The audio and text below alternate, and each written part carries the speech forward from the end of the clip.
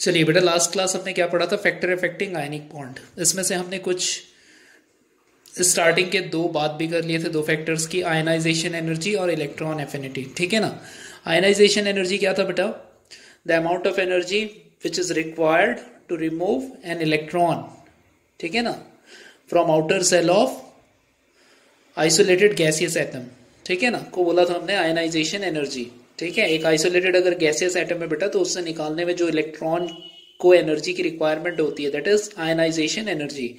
अब आपने ये देखा था बेटा, आयनाइजेशन एनर्जी जितना स्मॉल होगा, ठीक है ना, tendency to form, they have strong nature और strong tendency to form positive ion. जैसे फॉर एग्जांपल सबसे कम आयनाइजेशन एनर्जी रखता है बेटा कौन? सीजियम। ठीक है ना, तो सीजियम पॉजिटिव आयन आसानी से बना लेगा। देन रुबीडियम आपने देखा था, ठीक है ना, ठीक है, सीजियम, रुबीडियम, ठीक। फिर इस तरीके से आपकी क्या होते जाती है बेटा, ठीक है ना, इसके आगे आ जाएगा आपका potassium, then sodium, then lithium. सबसे ज्यादा जो आयनाइजेशन पोटेंशियल रखता है या आयनाइजेशन एनर्जी रखती है बेटा, वो लिथियम होती है। तो जैसे जैसे आपकी क्या हो रही है, आयनाइजेशन एनर्जी बढ़ रही है, आपकी पॉजिटिव आयन बनाने का नेचर कम होते जा रहा है, और जैसे जैसे आयनाइजेशन एनर्जी जिसकी कम है बेटा, उसकी टेंडेंसी पॉजिटिव आयन बनाने के लिए ज्यादा है। ठीक है ना, स्ट्रॉन्ग टेंडेंसी है। अब वैसे ही हमने पढ़ा था इलेक्ट्रॉन एफिनिटी, याद होगा आपको। ठीक है ना, इलेक्ट्रॉन एफिनिटी की अगर बात करते हैं तो क्लोरीन की इलेक्ट्रॉन एफिनिटी सबसे ज्यादा थी।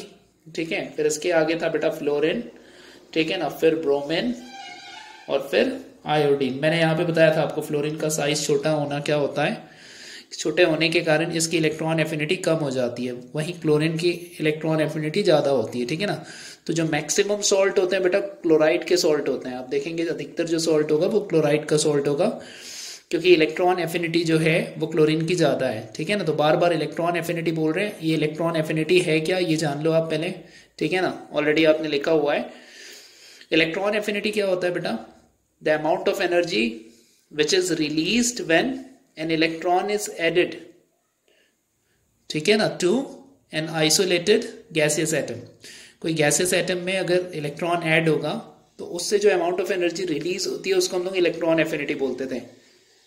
ठीक है ना, आपको याद होगा बेटा, आपने इससे पहले पढ़ा है born Haber cycle. Born Haber cycle बताता है आयनिक कंपाउंड का फॉर्मेशन तब होगा जब फ्री एनर्जी जो है, ठीक है ना, फ्री एनर्जी जो है वो रिएक्शन की जब नेगेटिव होगी, then the ionic bond form. ठीक है ना, और जितनी ज्यादा नेगेटिव होगी बेटा उतना स्टेबल होगा आपका कंपाउंड। ठीक है ना, तो ये सब चीजें हमने बॉर्न हैबर साइकिल में देखा था। ठीक है, बॉर्न हैबर साइकिल में जितनी एनर्जी होती थी रिएक्टेंट साइड की, वो ऐड होते जाती थी जिस जिस स्टेप में एनर्जी यूज होता था। ठीक है ना, तो बॉर्न हैबर साइकिल तो आपने पढ़ा हुआ है। तो इलेक्ट्रॉन एफिनिटी उनमें से एक था। ठीक है, अगला था बेटा लैटिस एनर्जी। ठीक है ना, ये आपने नहीं लिखा है, यहां से आपको नोट्स में कंटिन्यू करना है। ठीक है ना, दैट इज लैटिस एनर्जी। ठीक, ये बेटा एनर्जी इवॉल्व होने वाली है। ठीक है, अब ये सबसे पहले होता क्या है, इसकी डेफिनेशन क्या बोलती है देख लें आप। The amount of energy released from the formation of 1 gram mole of ionic compound. ठीक है ना, अगर किसका फॉर्मेशन हुआ है बेटा? 1 ग्राम मोल आयनिक कंपाउंड का फॉर्मेशन हुआ है फ्रॉम आइसोलेटेड गैसियस एटम। ठीक है ना, आइसोलेटेड जो गैसियस एटम है बेटा वो क्या करते हैं, कंबाइंड होके 1 ग्राम मोल क्या बना रहे हैं, आयनिक कंपाउंड का फॉर्मेशन कर रहे हैं। तो इस पूरे प्रोसेस में जो एनर्जी रिलीज होगी, that energy is lattice energy. ठीक है, the amount of energy released from the formation of 1 gram mole of ionic compound from isolated gaseous atom. ठीक है, ये U को भी आपने नेगेटिव में लिखा होगा बॉर्न हैबर साइकिल में। ठीक है, अब देखिए लैटिस एनर्जी बेटा कैसे इफेक्ट करता है आपके आयनिक बॉन्ड को। हायर लैटिस एनर्जी अगर होगा तो आयनिक कंपाउंड ज्यादा से ज्यादा स्टेबल होगी। आयनिक कंपाउंड के ज्यादा स्टेबल होने के लिए आपकी लैटिस एनर्जी ज्यादा रिलीज होनी चाहिए। ठीक है, जितनी ज्यादा एनर्जी रिलीज होगी आप देखोगे उतनी ज्यादा आपकी स्टेबल होगी आयनिक कंपाउंड। ठीक है, समझ में आ रही है ना बेटा बात? जैसे आयन का फॉर्मेशन हो गया आयनिक कंपाउंड में, तो आयन का फॉर्मेशन जैसे ही हो जाएगा तो फिर आयन जो है वो क्रिस्टल में अरेंज होते हैं। ठीक है ना, क्रिस्टल लैटिस आपने देखा होता, A+ है तो फिर B-, फिर A+, तो इस तरीके से ये एक क्या बनाने लगते हैं बेटा, क्रिस्टल में एक जाल बनाने लगते हैं। ठीक है ना, which is called as lattice. तो जब गैसियस आयन बेटा इस फॉर्म में आते हैं तो कुछ एनर्जी को रिलीज करते हैं, और वो एनर्जी रिलीज जो होती है वो होती है लैटिस एनर्जी। ओके, सो लैटिस एनर्जी जितनी ज्यादा होगी कंपाउंड उतना ज्यादा स्टेबल होगा और उतना ही ज्यादा रिजिड भी होगा, उतना ही ज्यादा क्या होगा, रिजिड होगा। कोई आयनिक क्रिस्टल जो है उसकी रिजिडिटी इस बात पे डिपेंड करती है बेटा कि उसने कितनी लैटिस एनर्जी को रिलीज किया है। ठीक है, तो आई थिंक ये चीजें आपको समझ में आई होगी लैटिस एनर्जी क्या होता है। ठीक है, अब हम लोग देखेंगे बेटा कि लैटिस एनर्जी को कौन कौन से ऐसे फैक्टर होते हैं जो इफेक्ट करते हैं। देखिए, लैटिस एनर्जी को इफेक्ट करने वाले फैक्टर, सबसे पहली चीज है बेटा क्वांटिटी ऑफ चार्ज। ठीक है, चार्ज की जितनी ज्यादा क्वांटिटी आपके आयंस में प्रेजेंट होगी लैटिस एनर्जी उसके डायरेक्टली प्रोपोर्शनल होता है। मतलब जितना ज्यादा चार्ज बेटा उतनी ज्यादा लैटिस एनर्जी रिलीज होगी। तो देखिए NaCl का क्रिस्टल है, MgCl ट्वाइस का क्रिस्टल है, और एल्यूमिनियम के ट्राइक्लोराइड का क्रिस्टल है। ठीक है, इसमें सबसे ज्यादा जो रिजिड होगा बेटा और जो स्टेबल होगा वो होगा एल्यूमिनियम का क्लोराइड। ठीक है ना। अब रीजन आप जान ले, Na जो है वो सिंगल प्लस बना रहा है, मैग्नीशियम डबल प्लस बना रहा है, और एल्यूमिनियम ट्रिपल प्लस बना रहा है। तो अगर मैं बात करता हूं बेटा पॉजिटिव आयन और नेगेटिव आयन में प्रेजेंट चार्ज की, तो नेगेटिव आयन में तो तीनों में सेम चार्ज होगा, तीनों की नेगेटिव आयन फ्लोरीन है। ठीक है, बट आप पॉजिटिव आयन की बात करोगे तो पॉजिटिव आयन में देखिए सबसे ज्यादा चार्ज एल्यूमिनियम में प्रेजेंट है। ठीक है, तो यहाँ पे हमने लिखा है कि स्टेबिलिटी और लैटिस एनर्जी दोनों बढ़ रही है इस डायरेक्शन में, स्टेबिलिटी और लैटिस एनर्जी दोनों बढ़ रही है। ठीक है, एल्यूमिनियम की तरफ, मतलब सबसे कम लैटिस एनर्जी रखने वाला Na प्लस और Cl माइनस का क्रिस्टल होगा, देन मैग्नीशियम का, देन एल्यूमिनियम का। और इसी ऑर्डर में बेटा साइज भी छोटी होती जाएगी, पॉजिटिव आयन स्मॉल होता जाएगा। ठीक है ना। देखो तीनों के लिए जो लास्ट सेल है बेटा वो थर्ड सेल होगा, सोडियम का, मैग्नीशियम का और एल्यूमिनियम का। जब हमने पॉजिटिव आयन बनाया है तो थर्ड सेल से इलेक्ट्रॉन को निकाले हैं। ठीक है, तो सबसे जो ज्यादा प्रोटॉन की नंबर होगी वो होगी एल्यूमिनियम में, तो एल्यूमिनियम का साइज सबसे छोटा। ठीक है ना, तो साइज सबसे छोटा कौन से पॉजिटिव आयन का होगा, एल्यूमिनियम का। तो आप देख रहे हो क्वांटिटी ऑफ चार्ज जो है वो साइज को छोटा करेगा एज वेल एज बॉन्ड को स्ट्रॉन्ग करेगा, और आपकी लैटिस एनर्जी ज्यादा रिलीज होगी। ओके, और बॉन्ड उतना ही या आयनिक कंपाउंड उतना ही स्टेबल होगा। आगे देखिए आप साइज ऑफ पॉजिटिव आयन। ठीक है ना, साइज ऑफ पॉजिटिव आयन कैसे आपके लैटिस एनर्जी को डिफाइन करता है ये भी आप देखिए। जैसे आपको पता है बेटा लिथियम क्लोराइड सबसे छोटा, फिर सोडियम का क्लोराइड, फिर पोटेशियम, फिर रुबिडियम, देन सीजियम। ठीक है, अब यहाँ पे आप देख लो जो नेगेटिव आयन है वो तो सभी में सेम है, क्लोरीन क्लोरीन। ठीक है, एक टर्म होता है बेटा जिसको हम लोग बोलते हैं एटॉमिक रेडियस। ठीक है ना, अब एटॉमिक रेडियस क्या होता है, एटॉमिक रेडियस तो आपकी रेडियस होती है न्यूक्लियस से लेके लास्ट सेल तक की डिस्टेंस को बोलते हैं। ठीक है, लेकिन जब किसी मॉलिक्यूल की बात हो रही है तो मॉलिक्यूलर जो रेडियस होता है बेटा हम लोग बोलते हैं पॉजिटिव आयन की रेडियस और प्लस नेगेटिव आयन की रेडियस। तो मॉलिक्यूलर रेडियस जितनी बड़ी होगी आपकी लैटिस एनर्जी उसके इनवर्सली प्रोपोर्शनल है। आप यहाँ पे देख सकते हो सबका नेगेटिव आयन फ्लोरीन है, बट पॉजिटिव आयन जो है वो सीजियम, रुबिडियम, पोटेशियम। ठीक है ना, इस तरीके से साइज सबसे छोटी किसकी है, लिथियम की। लिथियम और क्लोरीन से बनने वाला जो लिथियम क्लोराइड का होगा बेटा स्ट्रक्चर, उसमें साइज पॉजिटिव आयन की सबसे छोटी होगी। ठीक है, तो लैटिस एनर्जी साइज के बड़े होने से डिक्रीज होता है। आप देख सकते हो यहाँ पे मॉलिक्यूलर रेडियस जितना ज्यादा है लैटिस एनर्जी उसके इनवर्सली प्रोपोर्शनल है, दिस इज 1/। ठीक है ना, दिस इज मॉलिक्यूलर रेडियस। तो मॉलिक्यूलर रेडियस जितना बढ़ रहा है आप देख रहे हो लैटिस एनर्जी इस डायरेक्शन में डिक्रीज हो रहा है।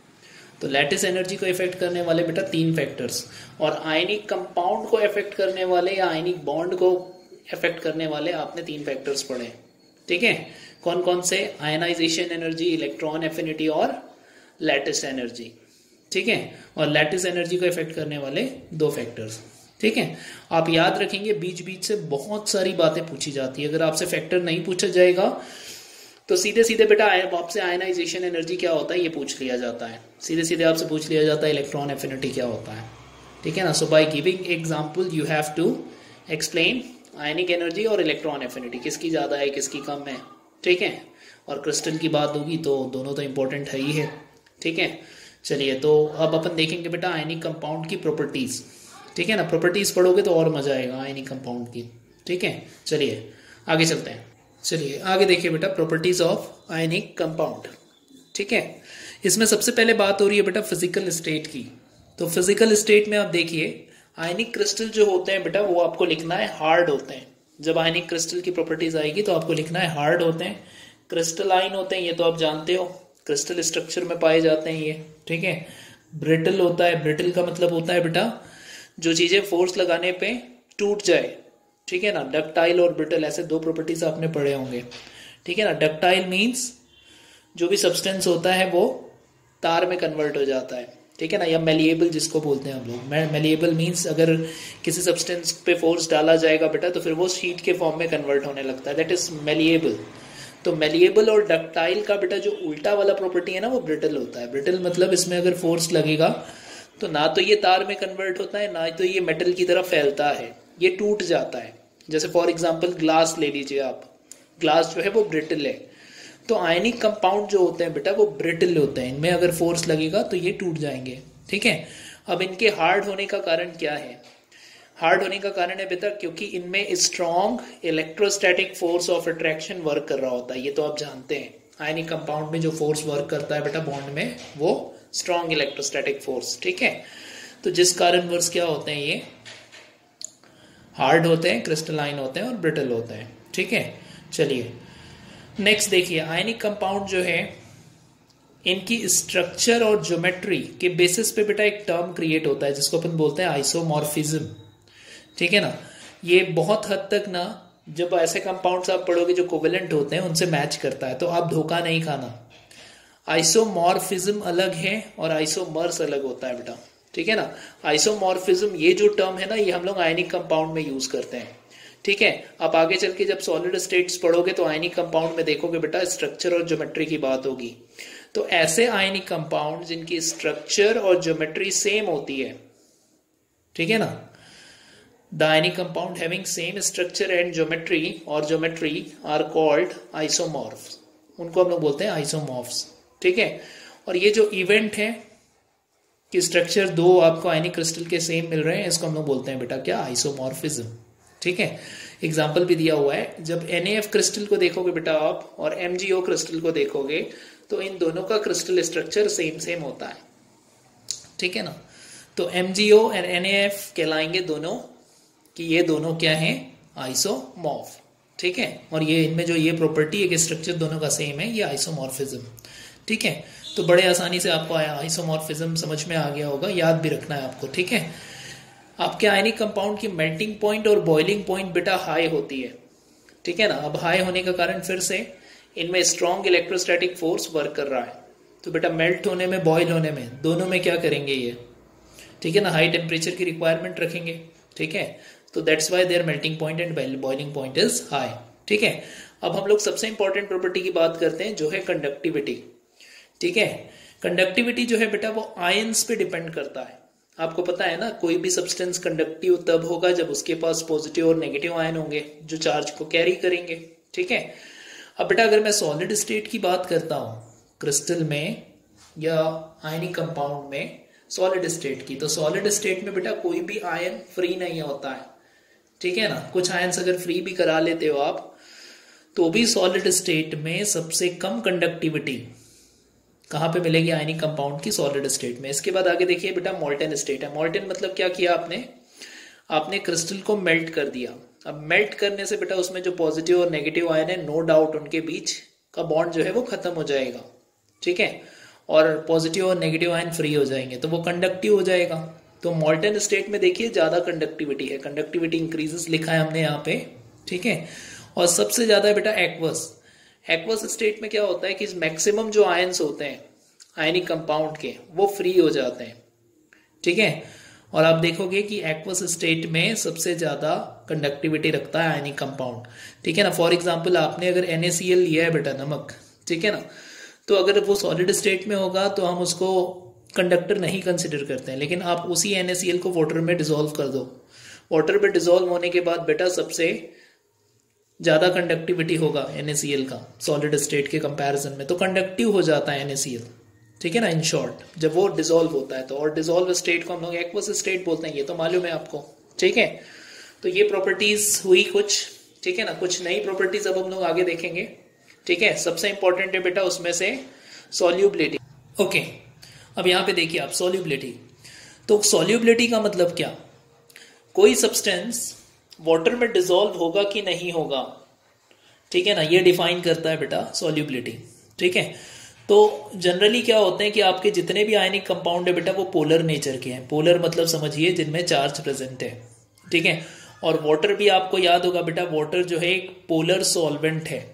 सॉल्वेंट मीन्स याद होगा जो घोलता है, ठीक है ना, और जिसमें जो घुलेगा बेटा वो होता है सॉल्यूट, ठीक है ना। तो NaCl अगर सॉल्यूट है और वाटर सॉल्वेंट है, तो आप थोड़ा ध्यान से देखिए, ये Na+ है, ठीक है ना, Na+। जब बेटा Na+ वाटर में पहुंचता है ना, तो वाटर का शेप V होता है, आप जानते हैं, ठीक है ना। V के बेटा ये वाले गर्थ में बैठा होगा कौन, ऑक्सीजन, और V के जो पीक होंगे उनमें कौन होगा, हाइड्रोजन। तो बेटा पीक का जो हाइड्रोजन है, देखिए यहाँ हाइड्रोजन है, हाइड्रोजन पे पॉजिटिव चार्ज है, हाइड्रोजन पे पॉजिटिव चार्ज है, और क्लोरीन पे नेगेटिव चार्ज है।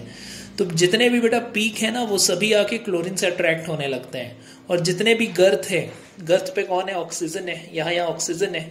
तो गर्थ वाले पार्ट पे जो ऑक्सीजन है बेटा, ये सोडियम से अट्रैक्ट होने लगता है। तो देखिए सोडियम पे मैंने गर्थ को अट्रैक्ट कराया है, और ठीक है, तो इनके बीच में एक बॉन्ड फॉर्म होने लगता है, और इस तरीके से NaCl जो है बेटा वो वाटर में डिसॉल्व हो जाती है, ठीक है। ऑक्सीजन अट्रैक्ट होता है किससे, सोडियम अट्रैक्ट हुआ ऑक्सीजन से, और क्लोरीन अट्रैक्ट हुआ बेटा हाइड्रोजन से। तो इस तरीके से NaCl डिसॉल्व हो जाती है। लेकिन आप जब डिसॉल्व की बात करते हैं बेटा किसी सब्सटेंस की, तो दो चीजें आपको समझनी पड़ेंगी। एक होता है बेटा सॉल्वेशन एनर्जी, एक होता है उनमें से सॉल्वेशन एनर्जी, और एक तो लैटिस एनर्जी है, जो कि आप ऑलरेडी पढ़ चुके हो। लैटिस एनर्जी क्या होता है, ठीक है ना, ऑलरेडी मैंने बताया था कि जब 1 ग्राम मोल आपके गैसियस आयन, ठीक है ना, फॉर्मेशन करेंगे किसका बेटा, क्रिस्टल का, तो जो एनर्जी रिलीज होती है उसको हम लोग बोलते हैं लैटिस एनर्जी, ठीक। अब बेटा लैटिस एनर्जी रिलीज होता है, ठीक है, कब, जब क्रिस्टल बन रहा हो। लेकिन ऐसा सोचिए बेटा क्रिस्टल बन चुका है, अब इस क्रिस्टल को तोड़ना है, मतलब इस क्रिस्टल को आपको बेटा घोल देना है, किसमें, किसी सॉल्वेंट में। मान लीजिए वो सॉल्वेंट वाटर है, वाटर में घोलना है, ठीक है। तो एक चीज आप समझिए, सबसे पहले जब भी कोई भी क्रिस्टल किसी सॉल्वेंट में डाला जाता है, जैसे आपने NaCl लिया बेटा, NaCl को आपने पानी में डाला, तो जब NaCl वाटर में डिसॉल्व होगा तो वो एक टाइप की एनर्जी रिलीज करता है, जिस एनर्जी को हम लोग बोलते हैं बेटा सॉल्वेशन एनर्जी, ठीक है। यहाँ पे देखिए सॉल्वेशन एनर्जी क्या होता है, आपसे पूछा जा सकता है। The energy released due to interaction of solute and solvent. जब भी सॉल्यूट सॉल्वेंट में जाएगा बेटा, तो उनके इंटरैक्शन से जो एनर्जी प्रोड्यूस होता है, उस एनर्जी का नाम है सॉल्वेशन एनर्जी, ठीक है। अब कोई आयनिक कंपाउंड कब डिसॉल्व होगा, जब उसमें रिलीज्ड सॉल्वेशन एनर्जी, मतलब उस कंपाउंड को जब आपने सॉलिड सॉल्वेंट में डाला बेटा, तो क्या मिला, सॉल्वेशन एनर्जी।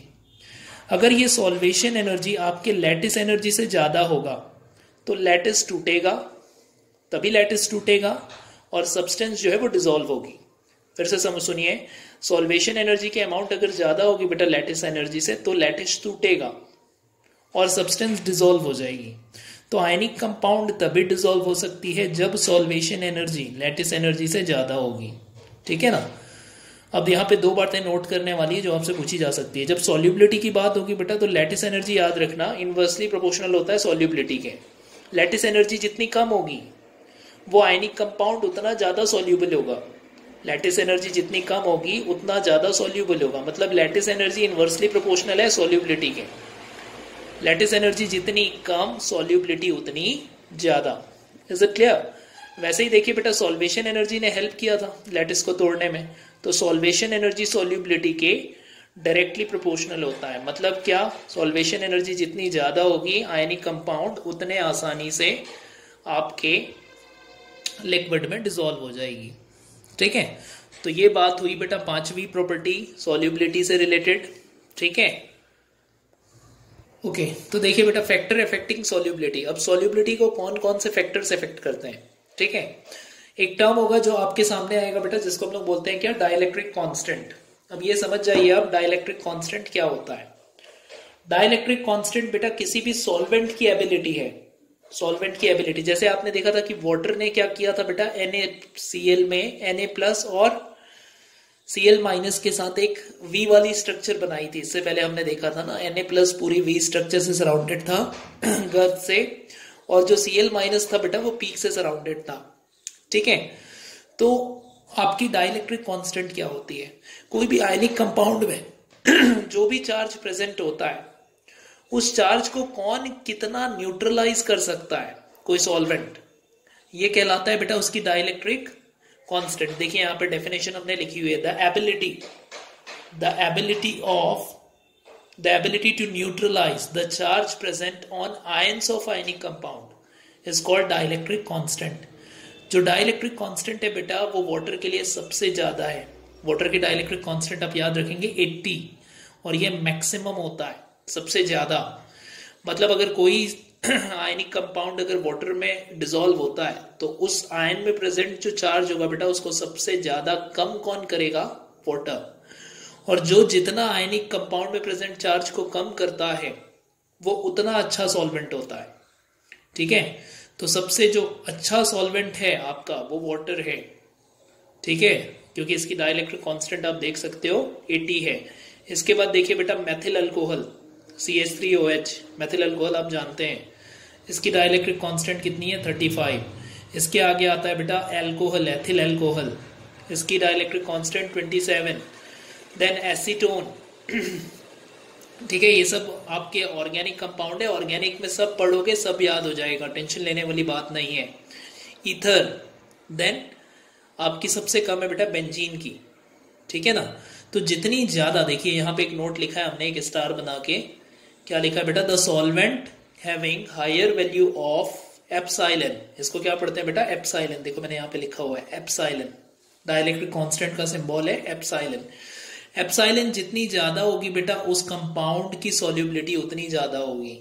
जैसे वाटर जो है बहुत अच्छा सॉल्वेंट है क्योंकि उसकी डाइलेक्ट्रिक कांस्टेंट सबसे ज्यादा है।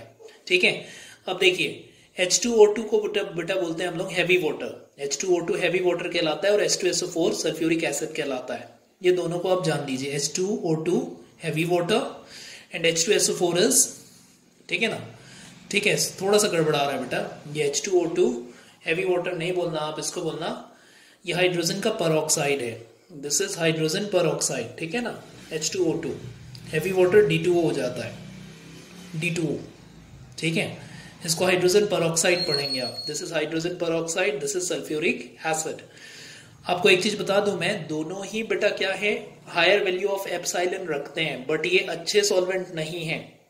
H2SO4 को आप अच्छा सॉल्वेंट नहीं बोलना क्योंकि इसका जो ऑक्सीडाइजिंग नेचर होता है ये अपने में से बेटा ऑक्सीजन को रिमूव कर देता है ना, ये दोनों ही अपने एक ऑक्सीजन को रिमूव कर देते हैं। ठीक है, और सब्सटेंस को ऑक्सीडाइज कर देते हैं, ऑक्सीडाइजेशन आपने पढ़ा हुआ है। ठीक है ना, क्या होता है। ठीक, तो इस कारण से ये अच्छे सॉल्वेंट नहीं होते। ठीक है ना, ये दूसरे सब्सटेंस को ऑक्सीडाइज कर देते हैं और सब्सटेंस ऑक्सीडाइज होगा बेटा फिर डिसॉल्व नहीं होगा। ठीक है, तो H2O2 हाइड्रोजन परऑक्साइड और H2SO4 इनकी एप्सिलॉन ज्यादा होती है बट फिर भी ये अच्छे सॉल्वेंट नहीं है। क्यों नहीं है? Due to their oxidising nature. ठीक है, चलिए आगे।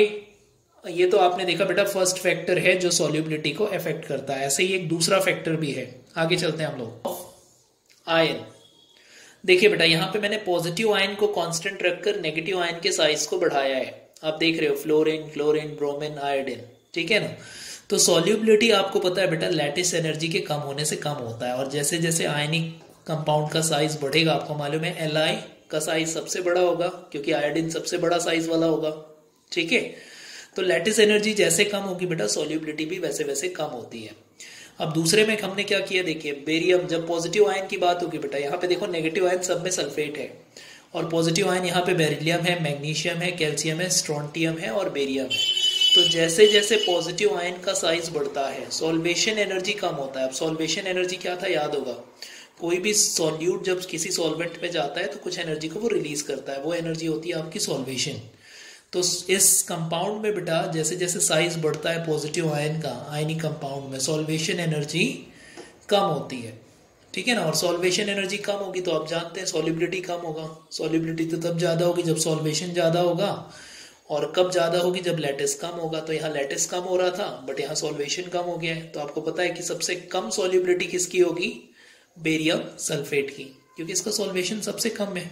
ओके नाउ वैसे ही देखिए बेटा, यहाँ पे देखिए फिर से, जैसे जैसे आपकी लैटिस एनर्जी बढ़ रही है, सबसे ज्यादा लैटिस एनर्जी रखता कौन है आपको पता है, सिल्वर, सॉरी ये सिल्वर नहीं होना चाहिए, AgCl3 नहीं होना चाहिए, ये होना चाहिए एल्यूमिनियम का क्लोराइड, AlCl3।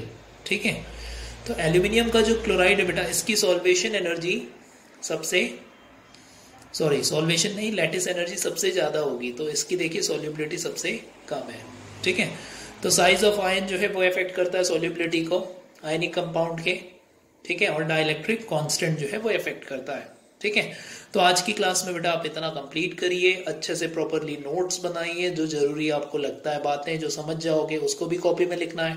ठीक है, तो फुल्ली जो नोट्स है वो आपके से एक सही ऑर्डर में चलना चाहिए। ठीक है, और यहाँ पे आपका एक फिजान्स रूल बचा हुआ है, ये मैं आपको कभी भी आगे बता दूंगा। ठीक है, फिजान्स रूल जो है, या फिर नोट्स जो मैंने सेंड किया उसमें फिजान रूल है, आप थोड़ा सा पढ़ लोगे उसको। ठीक है, बाकी बेटा आयनिक कंपाउंड में जो जो जरूरी बातें हैं वो चीजें हमने कंप्लीट कर ली है। ठीक है, तो इस तरीके से आपका जो केमिकल बॉन्डिंग वाला चैप्टर है बेटा ये कंप्लीट हो जाएगा। एक बार अपने अपने नोट्स को आप अच्छे से पढ़िए। ठीक है ना, हो पाएगा तो स्कैन करोगे तो टाइम लगेगा बेटा, नहीं तो मैं चेक करता आपके नोट्स। ठीक है ना, तो मैं काहे आपका फालतू में हेडेक बढ़ाऊंगा। ठीक है, तो आप इतना कंप्लीट करके रखिए अच्छे से। ठीक है, फिर आगे हम लोग कल देखेंगे, कल एक नया चैप्टर पढ़ेंगे पूरा। ठीक है, मैक्सिमम चीजें मैं चाहूंगा उसमें कवर हो जाए। चलिए, so good day and good bye.